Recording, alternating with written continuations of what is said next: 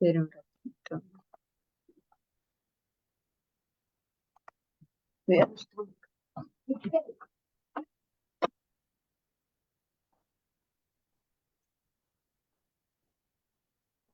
Se están conectando.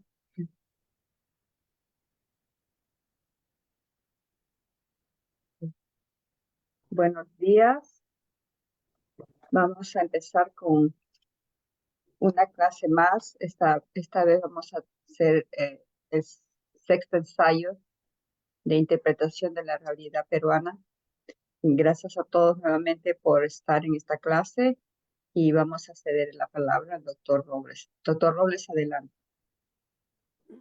Sí, muy buenos días.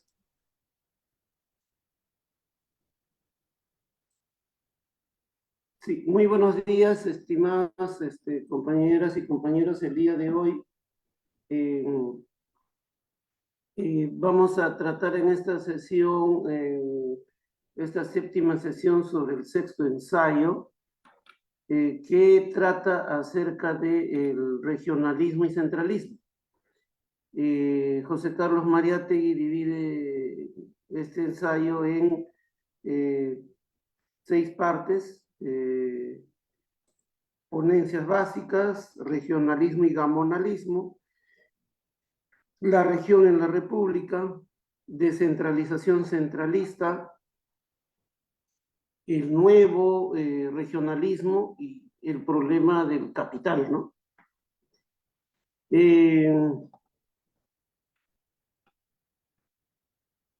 Bien,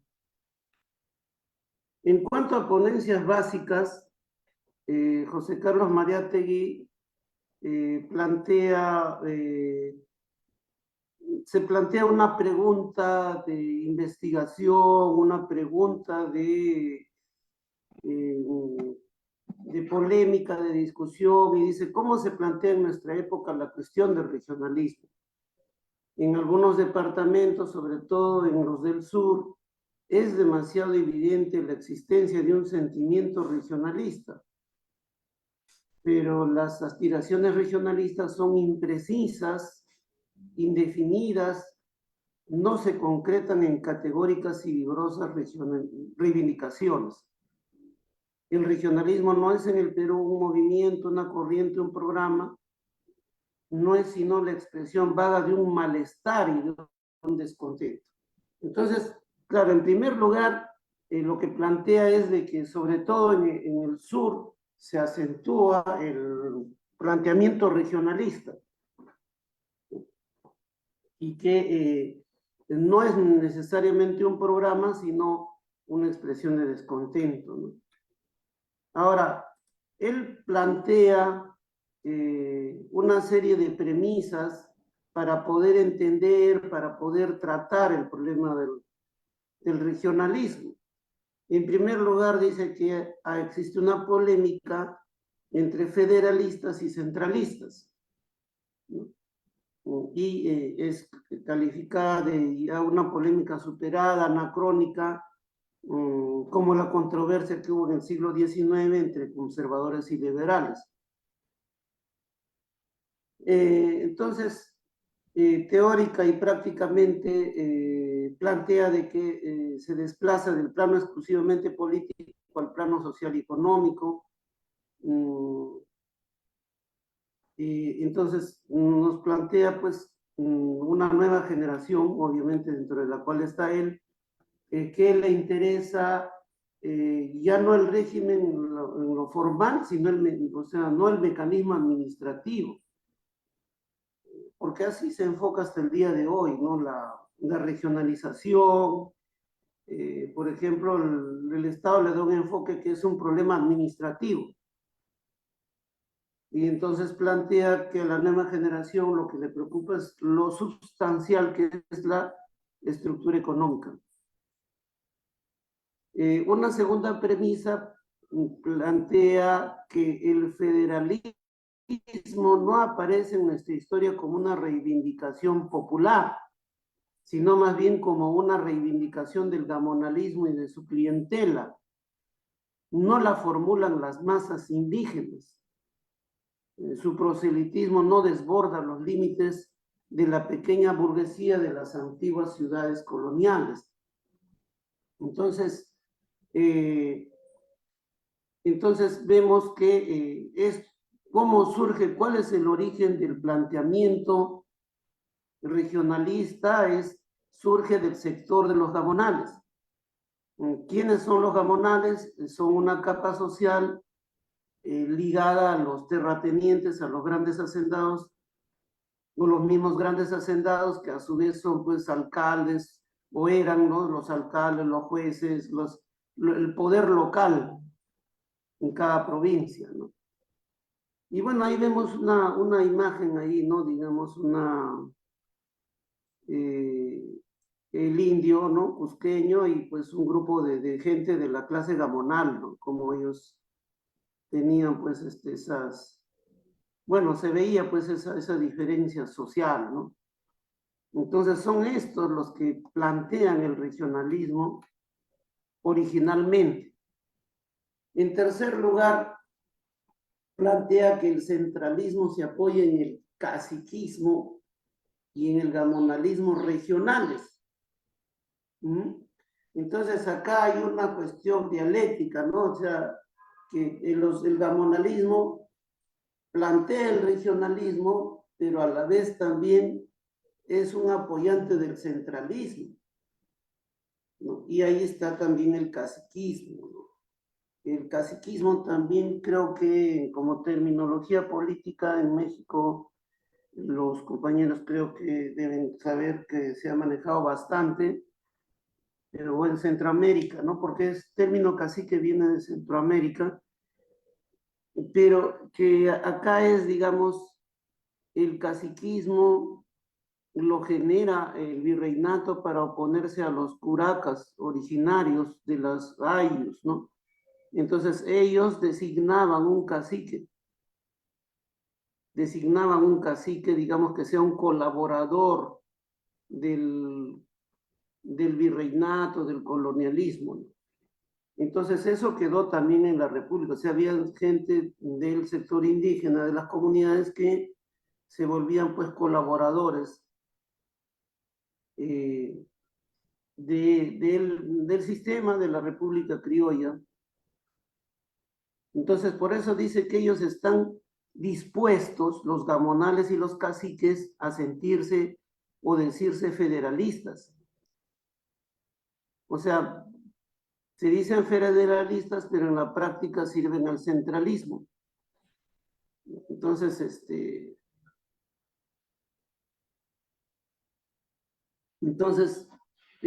ahí ellos, digamos, oscilan entre esos planteamientos, ¿no?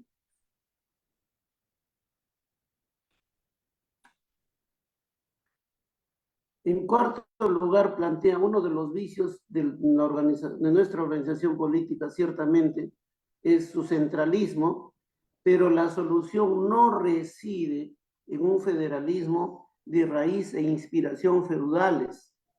Nuestra organización política y económica necesita ser íntegramente revisada y transformada, ¿no? Entonces ahí un buen punto para, digamos, que se entre a la discusión de la nueva constitución, pues porque la organización política del Perú está mal planteada, ¿no? Siempre lo estuvo durante 200 años y lo está hoy. Entonces nos interesa una organización política y dice una organización económica, ¿no? Integralmente revisada y transformada. Entonces, digamos, desde quienes nos esforzamos por asumir la postura de Mariátegui, asumimos eso, ¿no? Que el tema no es un federalismo para darle poder pues a los nuevos caciques o a los nuevos gamonales de hoy, ¿no? Por ejemplo, el caso de César Acuña es uno de estos gamonales o caciques que han surgido modernos, actuales, ¿no? En Trujillo, por ejemplo, ¿no? O así vemos, por ejemplo, el presidente regional de Ayacucho, los Corimes, es otro cacique o gamonal, ¿no? O digamos, una mezcla de ambos, ¿no? Entonces, esta gente no, o sea, lo que ustedes ven, por ejemplo, el caso de Oscorima, él es supuestamente un regionalista, ¿no? Pero bien que fortalece al poder central donde está la usurpadora, la Dina Boluarte, ¿no? Y se mueve en función de fortalecer el poder central. En quinto lugar, él plantea que es difícil definir y demarcar en el Perú regiones existentes históricamente como tales. Es un problema complejo establecer cuáles deberían ser las regiones. Y los departamentos actuales, que ahora solamente le han puesto otra categoría más de ser regiones, lo mismo, descienden de las artificiales intendencias del virreinato. No tienen una tradición y una realidad genuinamente emanadas de la gente y la historia peruana, pues los Borbones hicieron algunas reformas y nos legaron, ¿no? Esta división territorial que estamos viendo nosotros en el mapa. Ahí vemos las antiguas intendencias del virreinato del Perú en el siglo XVIII, ¿no? Arequipa, que es lo que hoy es Arequipa, Moquegua, Tacna y los territorios perdidos en la guerra con Chile de Arica y Tarapacá. Puno, que es Puno, Cusco, que suma ahí Madre de Dios y parte de Ucayali, Huamanga, que suma Ayacucho, y bueno, con Cusco va a compartir lo que parte de Apurímac, Huancavelica, Tarma, Lima, que abarca lo que era Ica y Ancash, Trujillo, que va a abarcar más Lambayeque, Tumbes, Piura, parte de Cajamarca, que la va a compartir con la provincia de Maynas, que va a implicar todo lo que es Loreto, parte de Ucayali, parte de Amazonas, Cajamarca, San Martín. Entonces es completamente cierto lo que dice de que es simplemente eso, o sea, no es ninguna regionalización, no hay. Entonces, sí nos plantea el descontento que existe en las regiones, las provincias, al condenar el centralismo y sus instituciones, ¿no? Porque este tipo de organización que ya lleva 200 años concentra en la capital todo, no todo el tema de la administración de la República. En esa parte tienen razón, pero plantea que no tienen razón cuando creen que la descentralización basta para resolver sus problemas. No es el problema, no es la descentralización, ¿no? Entonces, ¿por qué nos hace ver que el gamonalismo es dentro de esta República Central Unitaria el aliado y el agente de la capital en las regiones y en las provincias? O sea, es decir, la regionalización le da poder a los gamonales, ¿no? Los gamonales de antes, que hoy son los acuñas, los oscorimas, ¿no? Y así vemos en cada lugar. Pero estos mismos son el aliado y el agente de la República, del poder centralista y unitario. Entonces, y por eso que plantea incluso de que esto históricamente es una responsabilidad del gamonalismo, ¿no? O sea, el régimen central existe porque el sector de los gamonales es solidario y bueno, responsable solidariamente de todo eso, ¿no? O sea, siempre lo ha permitido y hasta, digamos, se beneficia de eso.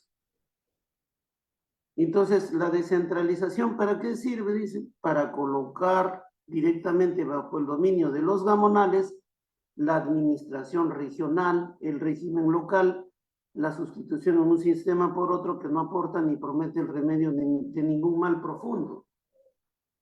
Entonces, simplemente es que la República Central le otorga a estos gamonales un poco más de prerrogativas administrativas y un poco de presupuesto, ¿no? Que incluso generan mecanismos que se los quitan, ¿no? Fácilmente.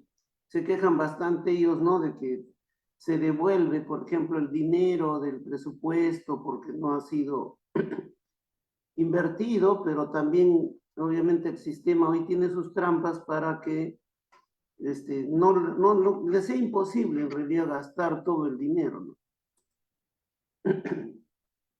Ahora, durante la República nos hace ver un fenómeno de cómo sostiene que la raza y la lengua indígena se van a refugiar en la sierra, ¿no? Entonces, la sierra,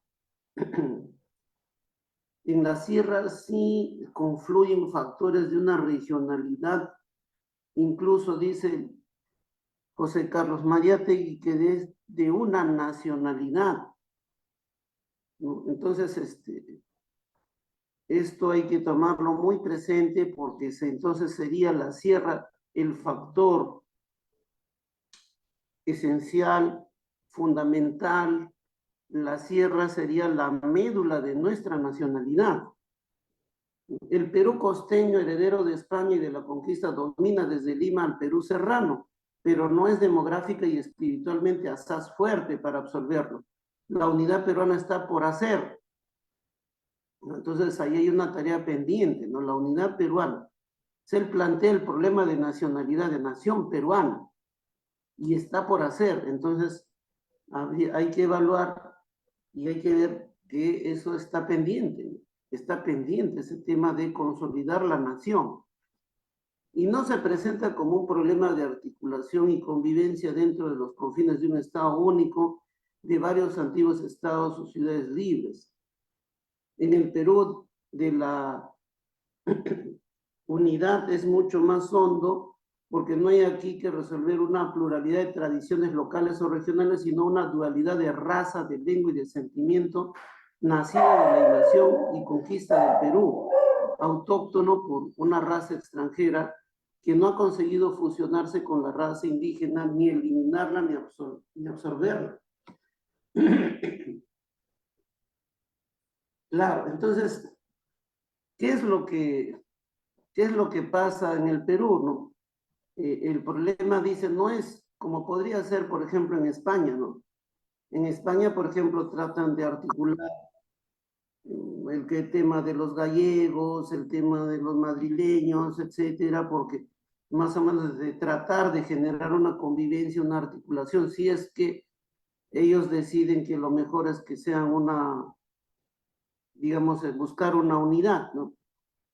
Similarmente, de repente en Italia, ¿no? Que obviamente cada ciudad ha sido una especie de ciudad-estado, pero en el Perú el problema de la unidad no se logra eh, por la pluralidad de tradiciones locales y regionales, sino la dualidad de raza. O sea, la conquista, por eso es que en el primer ensayo dice, la conquista escinde la historia del Perú en dos, ¿no? Entonces ahí empieza ese tema, ¿no?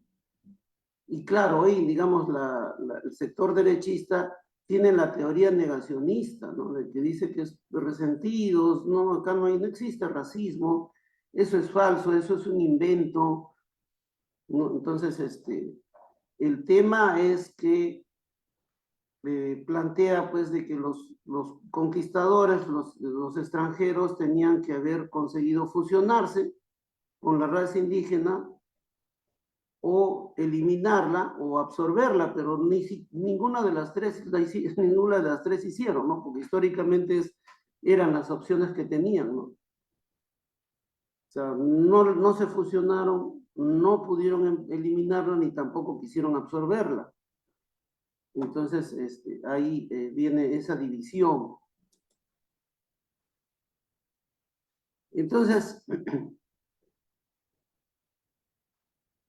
las regionalidades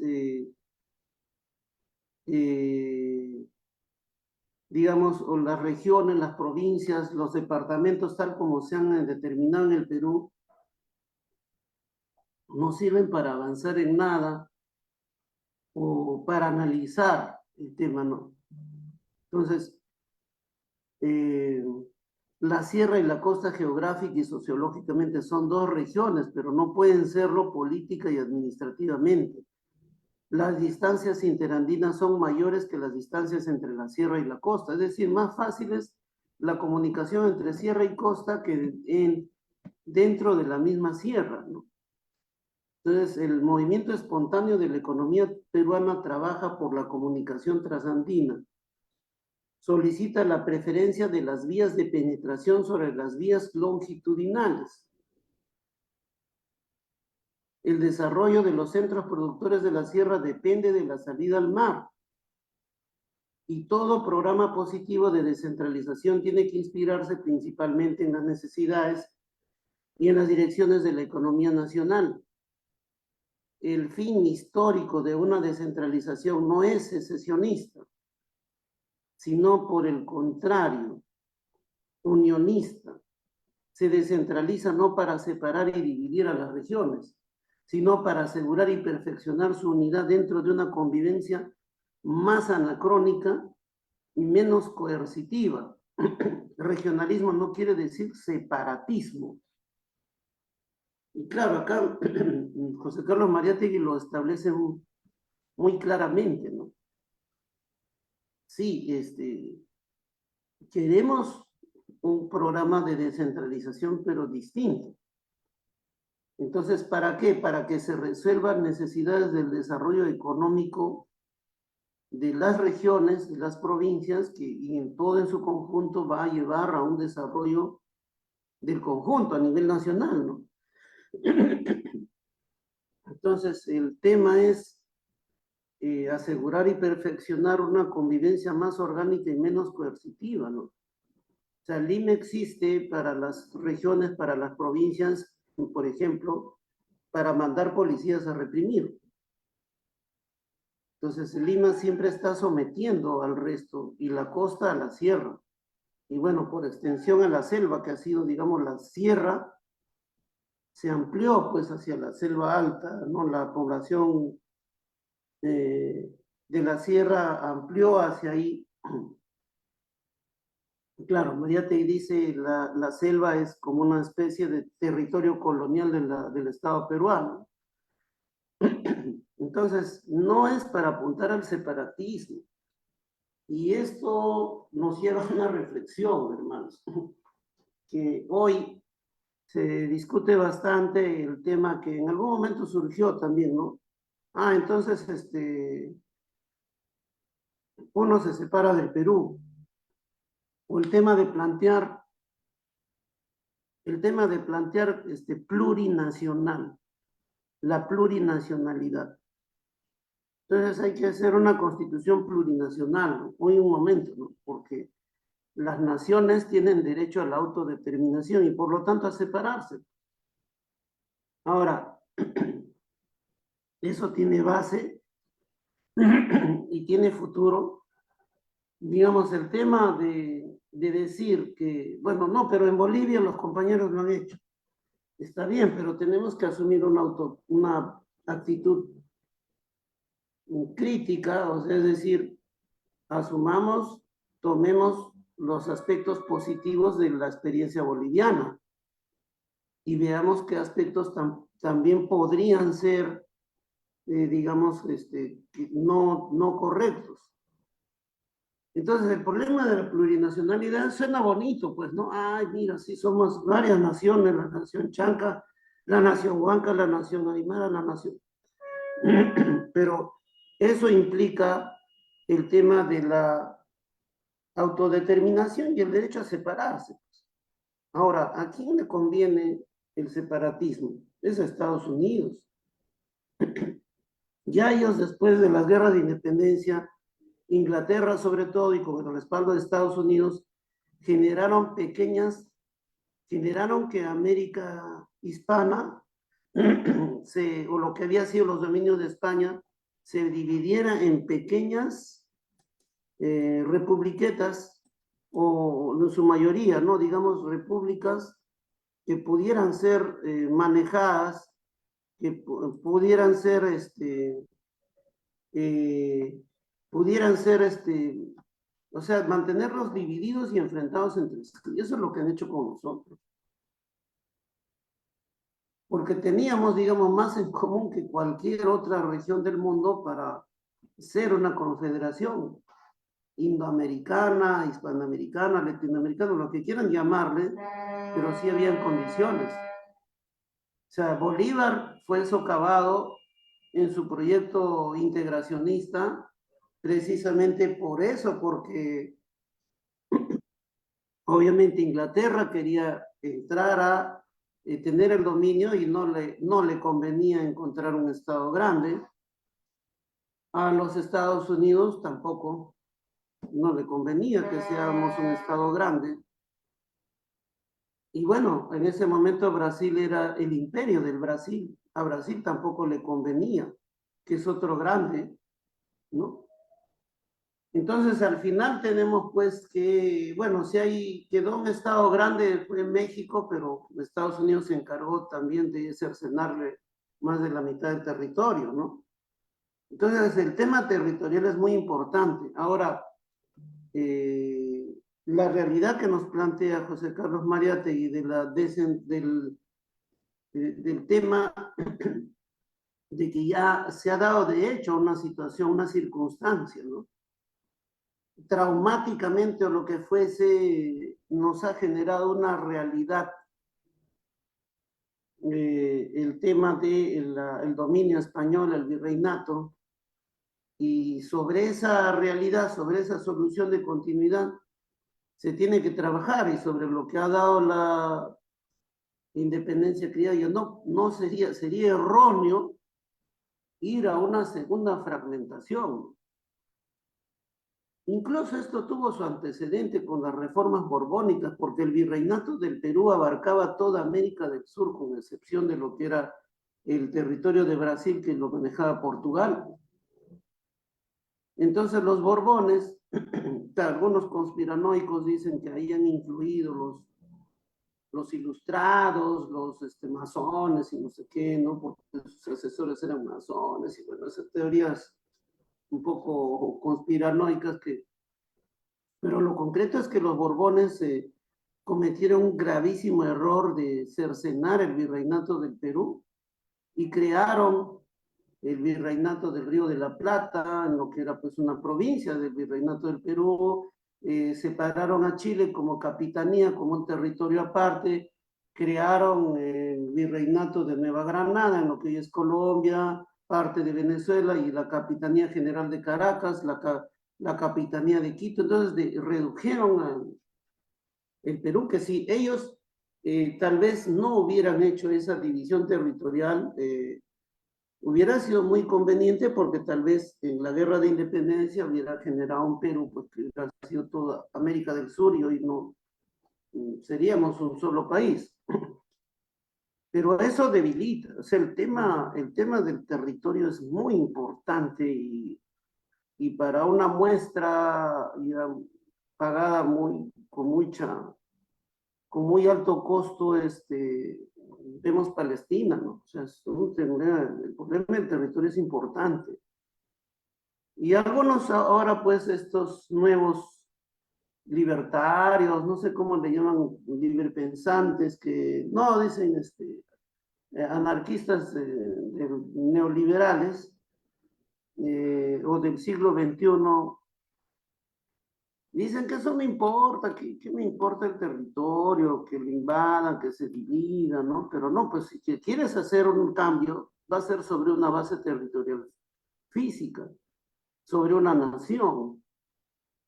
Entonces, esa es la situación. Y algo muy importante, ¿no? Dice, los centros de producción de la sierra dependen de la salida al mar.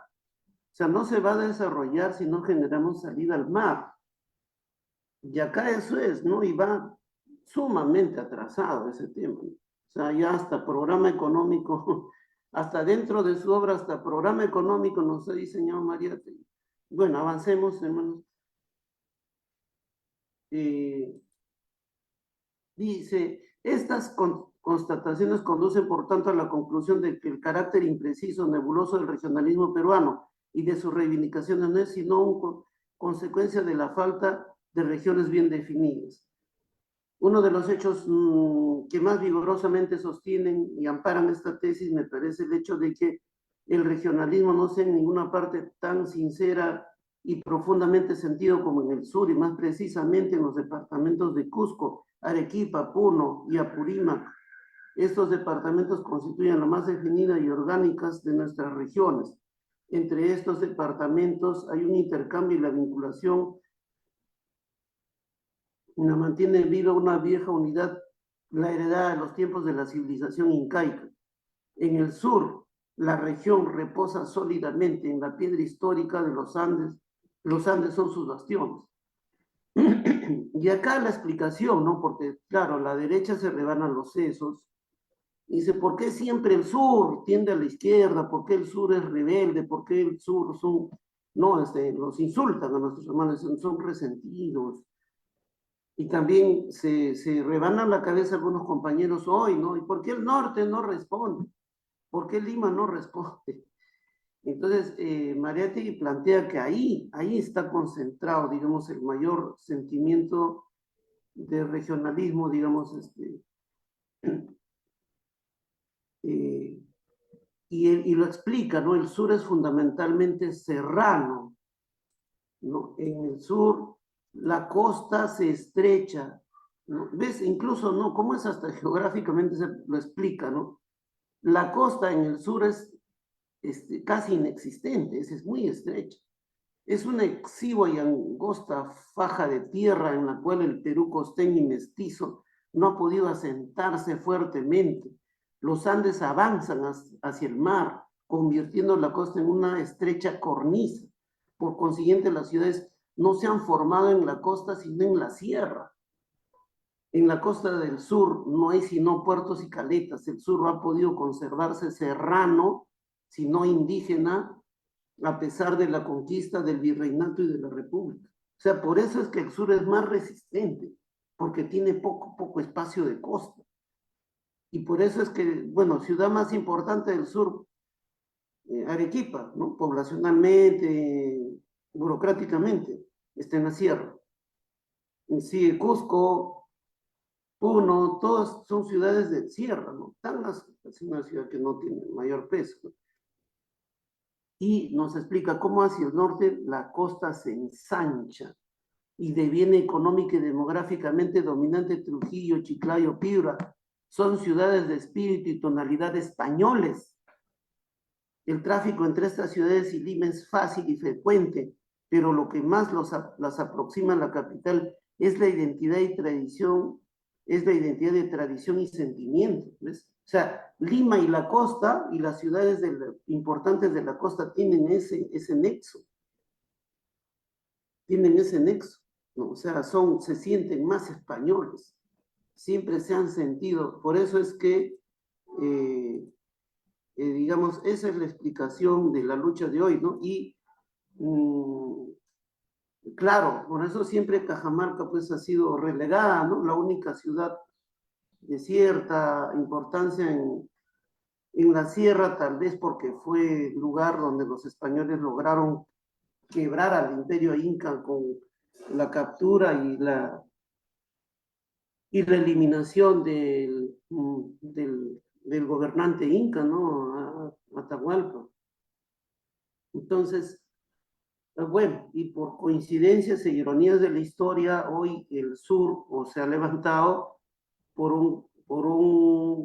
digamos, un hermano que es de Cajamarca, precisamente, que no es de ninguna de estas ciudades norteñas de la costa ni de Lima.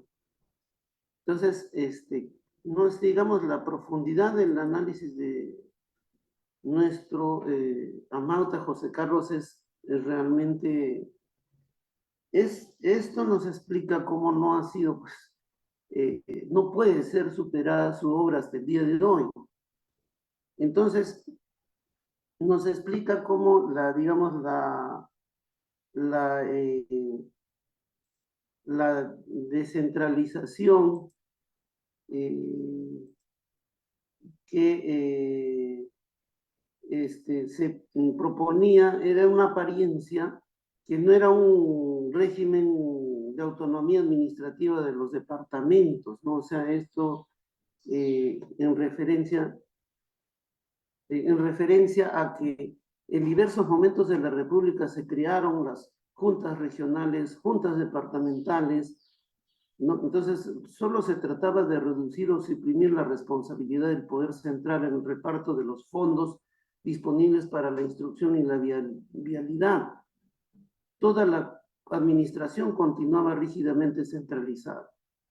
A los departamentos no se les reconocía más independencia administrativa que la que se podría llamar la autonomía de su pobreza. Cada departamento debía conformarse sin fastidio para el poder central con las escuelas que le consintiese sostener y los caminos que le autorizase a abrir o reparar el producto de algunos arbitrios.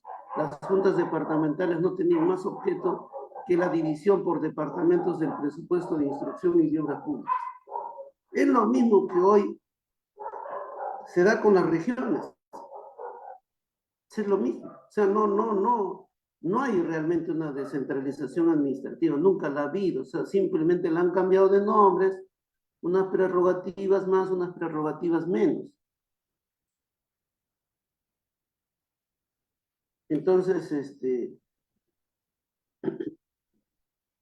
lo que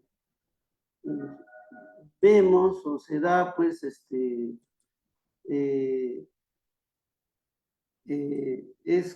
que como consecuencia de estas ideas, de estos planteamientos, ha surgido un nuevo regionalismo, ¿no? O sea, comienza a plantearse un nuevo regionalismo. Este regionalismo ya no es una mera protesta contra el régimen centralista, es una expresión de la conciencia serrana y del sentimiento andino. Los nuevos regionalistas son ante todo indigenistas. No se les puede confundir con los anticentralistas de viejo tipo. Valcárcel percibe intactas bajo el endeble estrato colonial las raíces de la sociedad incaica. Su obra más que regional es cusqueña, es andina, es quechua. Se alimenta de sentimiento indígena y de tradición autóctona. Entonces, es este regionalismo, nuevo regionalismo que apoya Mariátegui y el que tenemos que apoyar nosotros. Y es este nuevo regionalismo que se ha expresado en la insurgencia contra la dictadura y el cual la apoyamos decididamente, y que los dogmáticos que se llenan de frases, ¿no? Frases llenas de terminología marxista, pero que menosprecian el nuevo regionalismo, es decir, tienen una posición contraria a Mariátegui, ¿no? Entonces, apoyamos ese nuevo regionalismo de los compañeros de Puno, de los compañeros de Andahuaylas, de Ayacucho, del Cusco. Es ese nuevo regionalismo que se va dando para romper con el centralismo de la República Criolla y que tiene que verse representado en el planteamiento de la Asamblea Constituyente. Ahora, Mariátegui abarca finalmente el problema de la capital, ¿no? Lima, que fue capital de la colonia, también fue capital de la independencia, pese a que los primeros gritos de libertad vinieron de otras ciudades. Y también se mueve a reflexionar, Lima será también la capital mañana. O sea, cuando habla de mañana, Mariátegui habla del socialismo, del proyecto socialista. Y dice que no es impertinente la pregunta, ¿no? Y que hay que, bueno, hay que verlo con previsión. Y plantea la respuesta probablemente depende de que la primacía en la transformación social y política del Perú toque a las masas rurales, indígenas o al proletariado industrial cusqueño. El futuro de Lima en todo caso es inseparable de la misión de Lima, vale decir de la voluntad de Lima.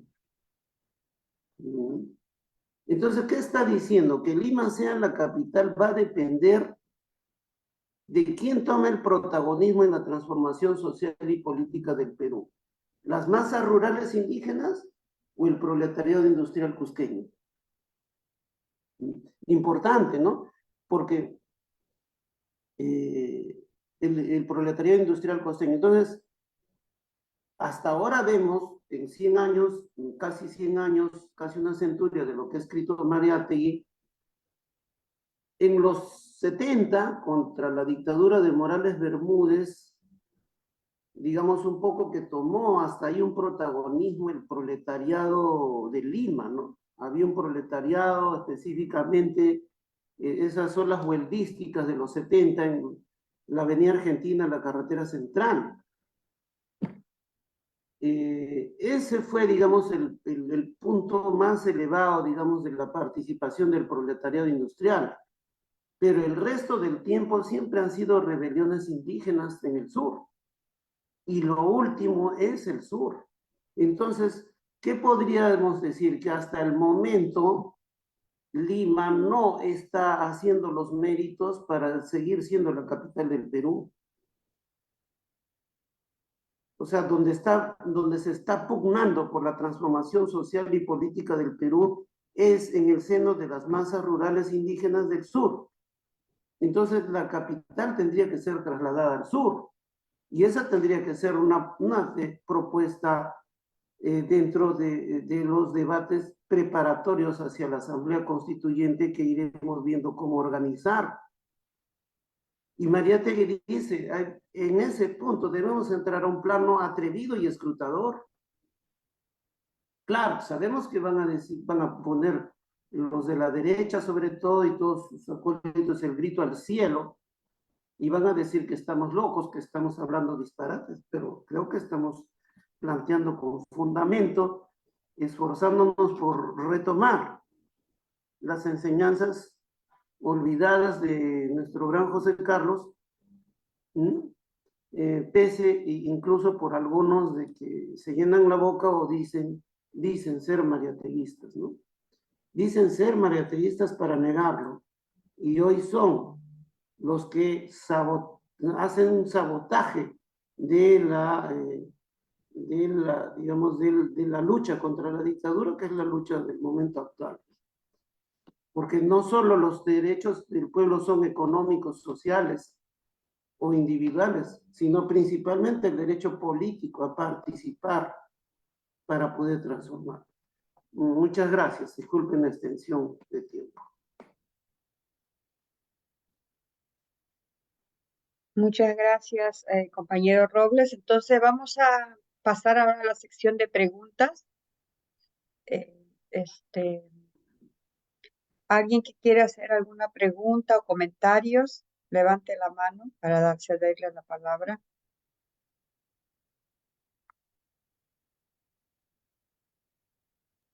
Un minuto. Bueno, Sí, adelante, compañero. Doctor, allá en los departamentos de Lima, ¿se respetan los usos y costumbres? Porque también es un nivel de organización, si nos puede decir, doctor. Los usos y costumbres indígenas. ¿Se Sí, refiere? sí, Ya, no, bueno, Lima ha sido siempre muy excluyente, muy colonial, muy virreinal. Entonces, recuerdo hace 5 años aproximadamente cuando teníamos un informe en la Corte Suprema por un caso de que los acusaban unos compañeros de las comunidades chancas y anahuaras por unas protestas contra la minera, una minera de capitales chinos y belgas, creo. Entonces, bueno, me pidieron que apoye y fuimos, y ellos vinieron pues con su vestimenta, ¿no? Ellos tienen pues sus atuendos, y en la entrada de la Corte Suprema no los dejaban pasar. a las compañeras, a los compañeros, ¿no? O sea, eso era una muestra, ¿no? Claro, luego de todos unos reclamos que tuve que hacer acá, ya dijeron, disculpen, los vigilantes, ¿no? Porque dijeron que vestido así no puedes entrar acá.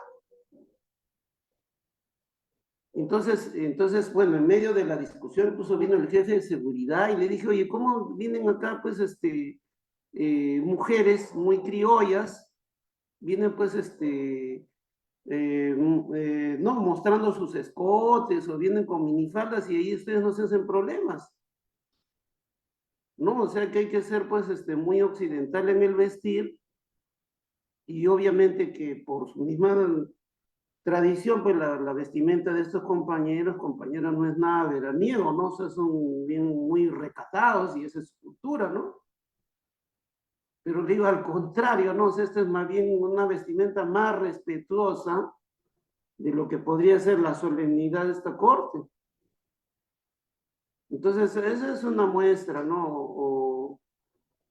Digamos, queda eso aunque formalmente hay avisitos, letreritos en cada municipalidad, en cada oficina, de que en este lugar la discriminación está prohibida, ¿no? Pero se practica, digamos, el insulto más fácil que le sale al acosteñado, al acriollado, así sea del pueblo, es serrano, cholo, ¿no? Entonces, pervive eso, o sea, hay el racismo como un refugio para eh, buscar una supuesta, no, una supuesta, pues, postura de superioridad, ¿no? Muchas gracias. ¿Alguien más que quiera hacer una pregunta, algún comentario? Eh, Solamente me gustaría compartir algo. Ahora que he visto que ha habido movilizaciones en Lima, también la mayoría los lideran como gente que viene de provincia, ¿no? O sea, no, solo creo que están más identificados, no han perdido todavía sus raíces. No sé si podría comentar algo al respecto. Sí, o sea, digamos, muy importante lo que dice María Tegui, y ahora nosotros debemos identificar a los nuevos gamonales. Por ejemplo, Dina dicen, la mujer provinciana, pero esa es o sea, un gamonal o una casa, no del caciquismo, pues, ¿no? Porque ella, por ejemplo, ¿qué han hecho, no? Generar una barrera represiva para no permitir que ingresen a Lima los compañeros que habían decidido movilizarse hacia Lima en diversas jornadas. Incluso por su vestimenta los identificaban, ¿a qué vienes a Lima? Regrésate. Incluso los insultos de mucha gente que circula, ¿no? Hacia ella, se mortifican, dicen, nos insultan, ¿no? No le das caso, ¿no? A veces hasta como dicen acá, y yo algunas veces acompañando compañeras de Puno, de Apurímac, en algunas ocasiones he visto como los insultan y hasta como se dice criollamente acá he tenido que sacar el barrio para responderle porque no se le puede responder de otra manera a ese tipo de gentuza, ¿no? Pero sí se da y se da gubernamentalmente, o sea, votaron toda esa gente es así, es racista, es discriminadora, pero ese es justamente hoy usar el racismo para que no avance ese torrente popular que busca, digamos, redimir al pueblo para que participe políticamente, ¿no? Entonces, se usa, sí, se usa y dicen, ¿para qué vienen a Lima? Dicen. Entonces, vienen a Lima porque tienen libertad de tránsito, pues, ¿no? Entonces, y es esa misma gente que hipócritamente cuando va a la sierra se toma foto pues con llamitas, ¿no? Se toma foto con niños andinos y esa misma gente, cuando nuestros hermanos vienen a Lima, los insultan. No digo que todos, ¿no? Pero algunos de esos o sea, llegan a ese tipo de cinismo, ¿no? O incluso acá mismo es gente que le conocemos que participan incluso de talleres de danzas folclóricas, ¿no? Pero a la vez son los que rajan, los que atacan a nuestros hermanos cuando vienen a movilizarse, ¿no? Incluso en su en su estrechez mental dicen que por qué las mujeres cargan a sus hijos en las marchas. Pero hay varias etnias que conforman nuestro pueblo en el sur que dicen que la mujer no se puede separar del niño para nada. ¿No? O sea, no se separa, o sea, va al campo, va a vender, va al mercado, va a esto, está cocinando y siempre está con la guagua, ¿no? O sea, porque es así su cultura, pues. Pero estos colonizadores, esta gentuza o sea, no quiere admitir eso. Y si va a la marcha, va con su hijo, pues. No dices por exponerlo como excusa, es mentira. Y no conocen, pues, ¿no? Realmente que es así, ¿no? Entonces, bueno, esas situaciones se ven y se reflejan en esta lucha también. Muchas gracias. Adelante, compañera Génova. Hola, buenos días. Muchas gracias por la disertación, doctor Robles. Yo le quiero preguntar dos cosas. Primero, cuando dicen usos y costumbres, eso está mal dicho, ¿no?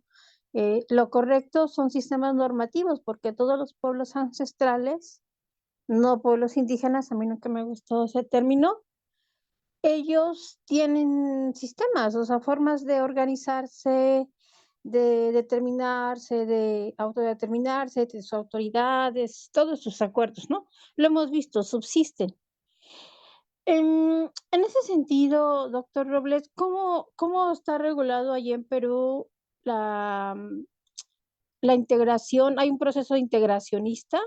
Porque, por ejemplo, del caso de México, nosotros en el artículo segundo, que fue reformado a partir del alzamiento zapatista, México se refiere que es una nación con composición pluricultural sustentada originalmente en los pueblos indígenas, ¿no? Y dice, los pueblos indígenas son aquellos que descienden de poblaciones que habitaban el territorio actual del país al iniciarse la colonización y que conservan sus propias instituciones sociales, económicas, culturales y políticas o parte de ellas, ¿no? Entonces, en ese sentido, no sé cómo está regulado en Perú, pero en todo caso, en el proceso constituyente que se está impulsando, sabe cómo va la línea, cómo van a organizarse, porque a mí me parece que una buena parte de la población efectivamente es de raíz ancestral y sus derechos han sido aplastados, ¿no? Como por el derecho positivo nuclear, ¿no? Que es el que hoy existe en Perú. Eso por un lado. Y la otra pregunta tiene que ver con qué tan viable podría ser esto que acaba de referir, o si nos puede hablar más ampliamente, de que pudiera trasladarse la capital, no sé si le entendí bien, de la capital de Perú hacia la zona sur, porque definitivamente yo sí observo, por lo menos eso noto muy claramente que la zona sur tiene no solo un alto nivel de organización, sino justamente un alto nivel en el PIB, ¿no? De aportación al PIB. Nada más eso, gracias. Adelante, compañero Robles.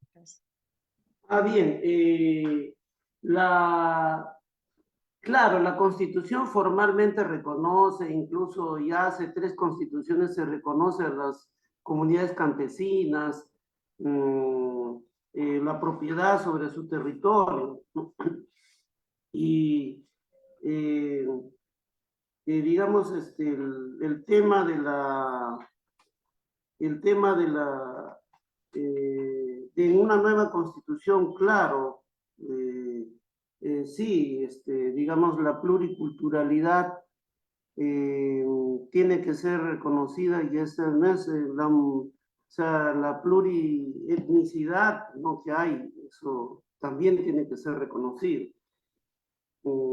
Tiene que ser reconocido y digamos, el tema es de que y también, ¿no? O sea, digamos lo que le llaman en el derecho,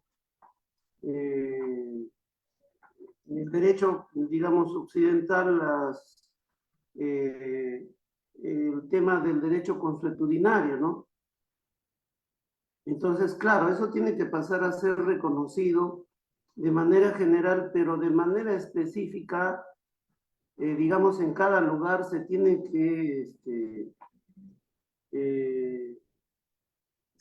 que también, digamos, poner en blanco y negro. O sea, se tiene que hacer una, no sé, como una especie de constituciones en cada, digamos, en cada región, en cada zona donde hay pueblos originarios, ¿no? Para que se ponga por escrito, porque no hay otra manera de asegurarlo, ¿no? Entonces, se vayan reconociendo progresivamente eso, ¿no? Incluso el tema de que hayan parlamentos o asambleas, funcionen las asambleas en donde hay pueblos originarios, donde hay regiones. Ahora, claro, el tema es que no, o sea, no es que acá haya un movimiento donde todo esté pues ya organizado de cómo vamos a hacer la asamblea, todo está por hacerse, ¿no? Incluso hay quienes se oponen porque, digamos, estamos proponiendo, o vengo proponiendo, que se debe generar un foro constitucional popular. O sea, digamos, donde un poco se capacite, se genere el debate sobre problemas vivos y también sirva para aplicar el tema de ir haciendo acciones concretas para digamos, sentar bases o para abrir el trocha para que ir a esa asamblea constituyente, porque hay un momento constituyente ahorita, ¿no? Entonces, para que pasar del descontento a que el pueblo tenga planteamientos. Porque en las anteriores constituciones todo digamos, se ha hecho, lo han debatido en el seno de ellos, con sus juristas, con sus especialistas, con sus notables. Entonces, por eso el pueblo necesita, digamos, más herramientas, más elementos para generar eso. Entonces, por ejemplo, hoy día, con motivo de que en los 7 ensayos José Carlos Mariátegui lo toca, estamos, digamos, en esta reunión lanzando el tema de la capital. Nadie lo ha planteado. Lo estamos planteando ahora en este contexto. Esta reunión está saliendo del estudio de lo que plantea Mariátegui. Porque si lo aplicas, Lima descalificó, está jalada, está con 0-0, porque Lima es el centro del atraso, el centro, digamos, la reacción contra cualquier cambio, el centro de la dictadura, del programa ultraliberal. Básicamente es por eso, no sirve a la transformación política y económica. Y claro, como lo ha dicho la doctora, Lima depende es más bien las regiones las que mantienen a Lima. Y digamos, y se opone, o sea, no apoya los cambios, entonces no merece pues ser capital, no amerita, ¿no?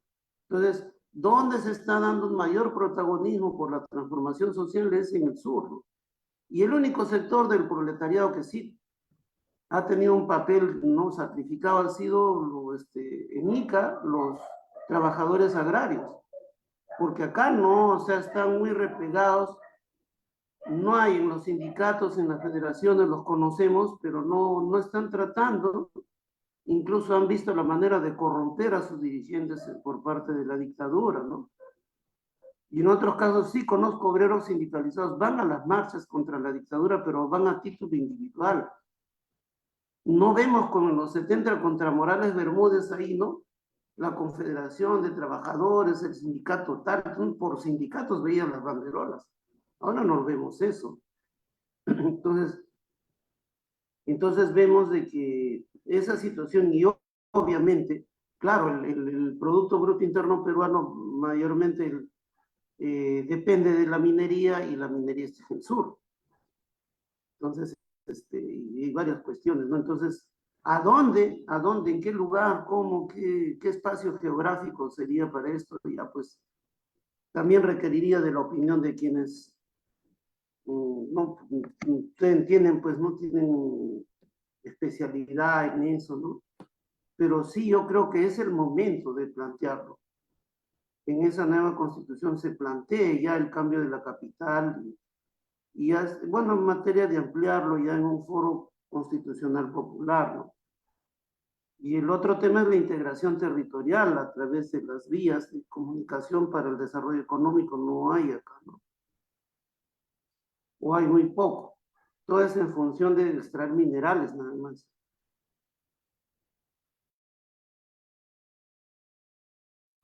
Muchas gracias, doctor. Bueno, voy a cerrar la transmisión en línea para seguir un poco más conversando. Muchas gracias.